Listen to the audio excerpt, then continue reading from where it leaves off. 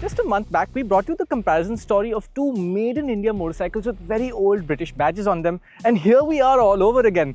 Last time it was two 400 to 450cc bikes. This time it's two 650s. This is the very well-known Royal Enfield Interceptor 650. And this is the new BSA 650.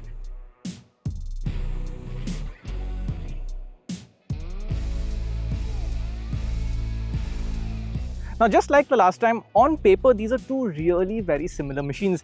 They look quite similar, they have exactly the same engine size, they have similar performance figures, they weigh almost the same, and they have almost the same price tag. But having ridden them, I can tell you that they both take very different approaches to making you fall in love with them.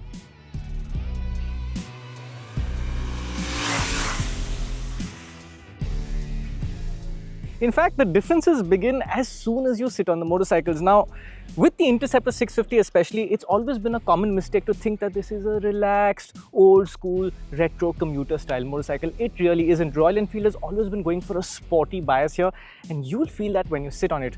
There is quite a lean forward to the handlebar. It's what you would expect from a sporty, street naked motorcycle, and the foot pegs are slightly high up as well. You will also realize that it's a very long motorcycle. If you're coming from a smaller bike, that will take you by surprise. The Goldstar also has that character, but its riding position is quite different. Now, this is not particularly comfortable in the traditional sense. It's not uncomfortable, but the bigger issue with comfort on the Interceptor has always been its seat. Now, it's very narrow, and that puts a particular pressure point on your sit bones, which gets tiring in a while. And the issue is that because the seat is narrow, even if you upgrade to Royal Enfield's touring seat, it still gets a little painful after about an hour or so of riding. That has never been a comfortable thing. The other issue with the Interceptor is ergonomics in general. This engine looks lovely, but it sticks out a lot. Your feet can make contact with the engine, so it's always advisable to ride this bike in full pants and covered shoes at the very least. The bigger issue though, and this is something that's commonly known, is that these foot pegs get in the way when you're walking the bike in traffic. Now, if you're someone tall, you can just get around it by putting your feet away from the foot pegs. But most people find that when they need to put their feet down, the foot pegs are in the way. That has always been a challenge. The Goldstar, meanwhile, is different. This motorcycle, like I said, also feels long, but it feels much more conventional. There isn't a lean forward to the handlebar, just a slight extension on the arms, and your feet are also in a much more comfortable riding position. You look at the motorcycle, this is how you would expect to sit on it, and that is what the riding position is actually like. The other issue for me is that the seat is slightly too low. It's 780mm. Now, this is something I've found with Classic Legends bikes across the board. They are fantastic for shorter riders, but a little too cramped for tall folks. This is not as bad as some of the early days Jawas. It's not really that cramped, but I would have liked a slightly taller seat. While that's happening, I'd also like a slightly firmer seat because I think the seat is a little too soft. But the seat issues on this motorcycle can be rectified quite easily, whereas fixing them on the Interceptor without ruining the looks is going to be more of a challenge. Seating ergonomics are one thing, but the biggest difference between these two bikes, quite obviously, is the engine. Now, this is the biggest single-cylinder engine in the country, probably one of the biggest in the world. 650cc liquid-cooled engine, draws its roots back all the way to a Rotax engine that was used in the BMW Funduro. It has been completely reworked since, different engine to that, but that's where the roots go. Now, as far as first impressions go, it's not a really good one, and let me show you what it sounds like, and you may agree with me.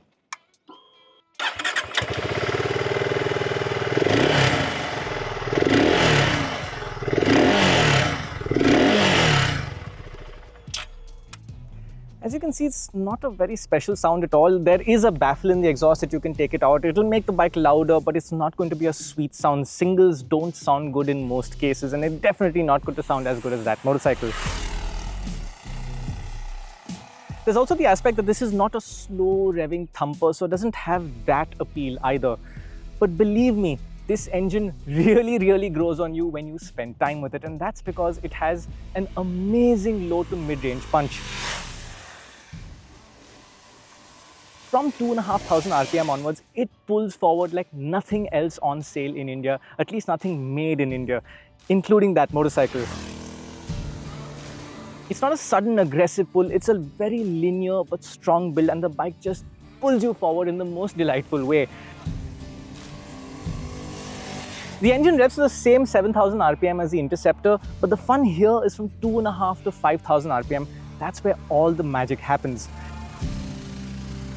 As for highway cruising speeds, 80 kph is wonderful. It's just at about 3000 rpm in 5th gear, and when you roll on the throttle, it pulls forward beautifully from there. 100 kph is also holdable all day long, and 120 is the upper point beyond which the vibrations start to make themselves felt. On the topic of vibrations, well, there's a massive piston in there moving up and down at very high speeds, so obviously there are some vibrations, but the people who engineered this motor have done an outstanding job of isolating those vibrations and preventing them from being harsh. Now, between 5 and 7000 rpm, yes, you're definitely going to feel strong vibrations in the handlebar, foot pegs and seat, but the beautiful thing is that you don't need to rev this engine that high. In fact, you almost never will when you're riding it naturally. At other speeds, the vibrations are controlled. You're always aware that there's a big engine in there. You feel it through the motorcycle, but it's not annoying. That is very nice. Another point I'd like to talk about is that this bike has a 5-speed gearbox, and that is certainly something that is going to upset the spec sheet worshippers online. But let me tell you, the gearbox is really well suited to this engine. The gear ratios are spread out very well. They are on the tall side, but there's so much torque that it's not a problem. I never really found myself in the wrong gear at any point. There was always drive available. It always felt natural. There is no gear position indicator, so there were times where I didn't know what gear I was in, but I knew I was in the right gear for that situation, and it just felt natural. So for me, this gearbox matches that engine very well. Big torque is something you would expect with an engine like this, but I think the surprise for me was when we tested this bike and it turned out to be quicker than the Interceptor, both in flat-out 0 to 100 acceleration tests and in-gear roll-on acceleration. And we tested this bike in the wet. I suspect it's the fact that there's longer ratios, it's using the torque well, which is why it was able to out-accelerate the Interceptor. The difference is small, but it's definitely noticeable, and this is a quick motorcycle by any measure. Now, the Interceptor may not be as quick as the BSA, but the difference here is that it's a different kind of fun. This is an engine that rewards you for revving it. The magic here happens between 4 and 7000 rpm, and it entertains you the most with how it sounds.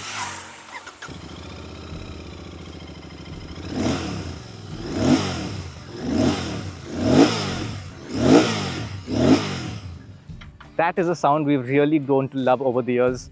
But there's so much more to this engine that makes it special. For one, the fueling is just lovely. You can open the throttle at small amounts at very low RPMs and be given a smooth and fluid response. There's a great connection there that the BSA simply cannot match. And I think that's by nature of the design. It's really hard to control a big single-cylinder engine at very low RPMs. The BSA is not bad, but this is lovely. Speaking of fueling, we did notice one issue on both these motorcycles. When you're riding in heavy traffic, someone slows down in front of you, you close the throttle, pull in the clutch, slow down, and the engine just cuts off. It was an annoying thing, didn't happen very often, but it seemed to happen more on the BSA than the Interceptor, something that wasn't very nice in the city.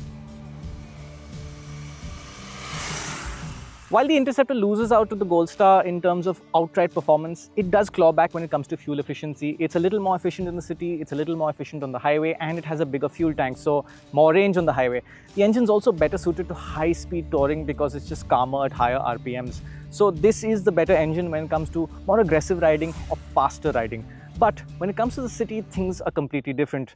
The BSA was definitely nicer to ride in the city for me, and that is down to a few reasons. Comfortable riding position, the clutch on the Interceptor is really quite heavy. BSA is not light, but this is heavy. There's also the fact that this motorcycle feels wide, these exhausts feel a little cumbersome. In general, the BSA was just easier to manage. When it comes to the chassis, both motorcycles take a simple old-school approach with double cradle frames, and both have a few pros and cons. On the BSA, we really like these Pirelli tires, and the Brembo brakes work really nicely as well. They're strong, they have good feel, and they take much less effort than the Interceptor. Although the ABS intervention on this comes in a little earlier than the Interceptor. The issue I have with the BSA though, and it's my biggest issue with this motorcycle, are these rear shocks. They just feel cheap and underdamped and bouncy, and they don't deal with most situations very well. Not a deal breaker, but something you can't help noticing in almost every situation unless you're on perfectly smooth roads. The bounciness is an issue when you're cornering the bike hard, but I think what's much more relevant is that it comes in the way of comfort. The BSA is still a comfortable motorcycle, but it deserves better suspension. As for the Interceptor, its suspension was never great in the early days. It has been improved over the years, and out of the box, it is better than the BSA, but the brakes could be a little nicer, the tires could be a little nicer as well. When it comes to handling, this is the better handler than the BSA if those things matter to you. But the bigger aspect is that this comes across as a heavier feeling motorcycle. Now on paper, with the fuel tanks fully filled, this bike is just 5 kilos heavier than the BSA. But in person, it feels a lot heavier than that.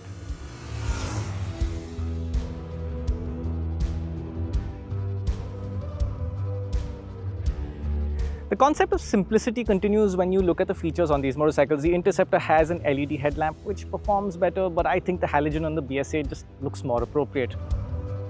Then you look at the clocks and it's a very similar concept with an analog rev counter on the right and a speedometer on the left with a little digital display for fuel, trip A, trip B. That's it.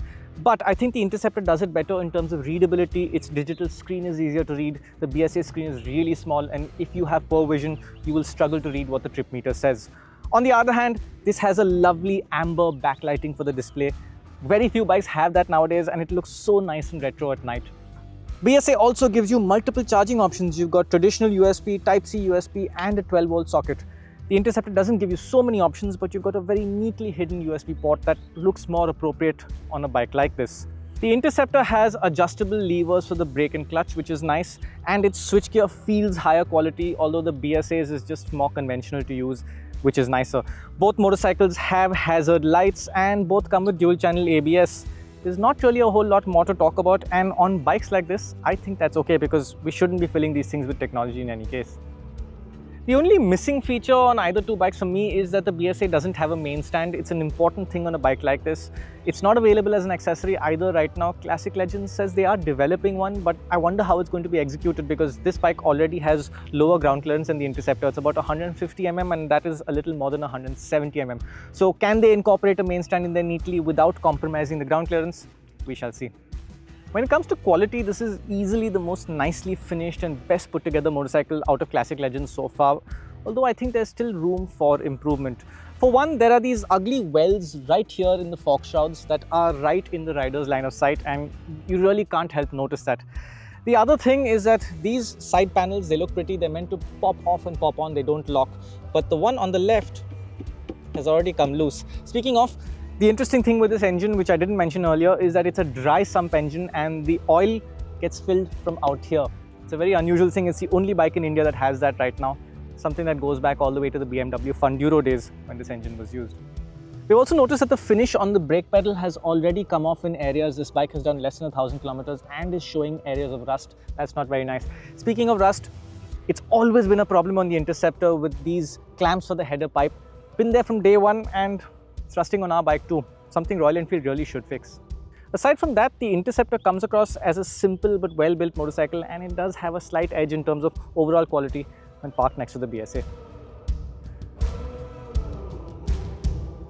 So how are we going to get to the conclusion here? Well, I don't think price is going to play a very significant role because both motorcycles range between 3 and 3.3 lakh rupees ex-showroom, so that's not really going to be a deciding factor.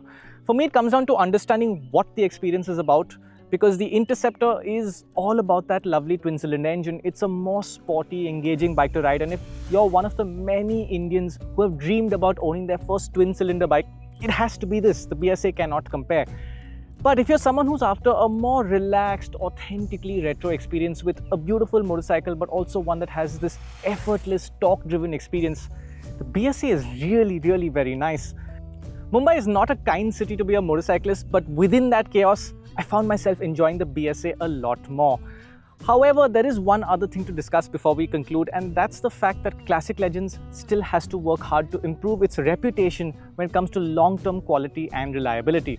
Now, the company has told us that they're working on improving their plant and bringing in Industry 4.0 standards where every component on every bike will be traceable and even every torque rating that has been put into every bolt will be traceable. They say that all this will really improve the quality of the product, and I genuinely hope that that will be the case. But we're going to have to wait and see. So for now, the BSA Gold Star 650 is the bike that I enjoyed riding more. But for many people, the Interceptor 650 may still be the safer bet.